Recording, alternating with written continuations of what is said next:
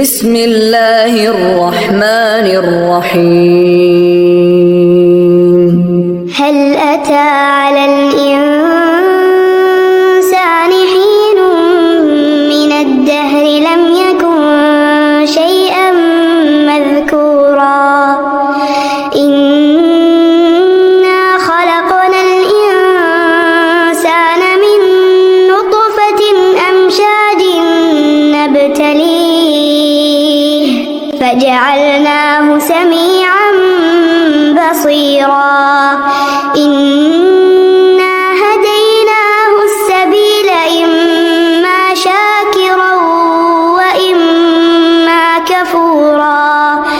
إنا أعتدنا للكافرين سلاسل وأغلالا وسعيرا إن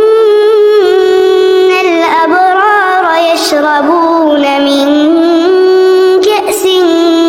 كان مزاجها كافورا عينا يشرب بها عباد الله يفجرونها تفجيرا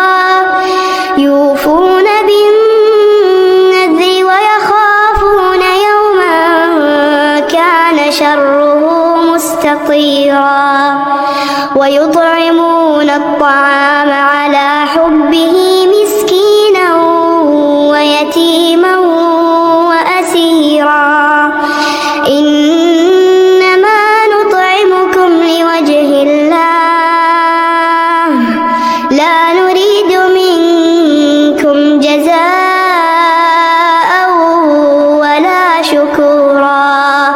إنا نخاف من ربنا يوما عبوسا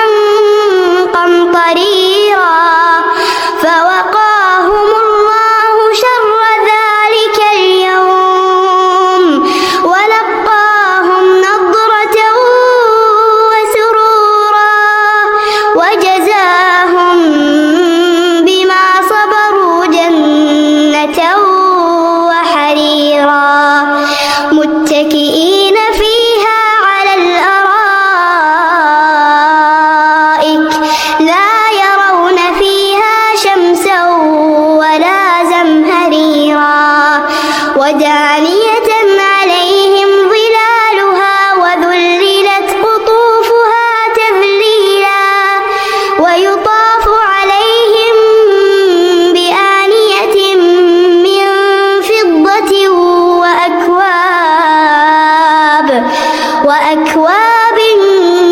كانت قوارير من فضة قدروها تقديرا ويسقون فيها كأسا كان مزاجها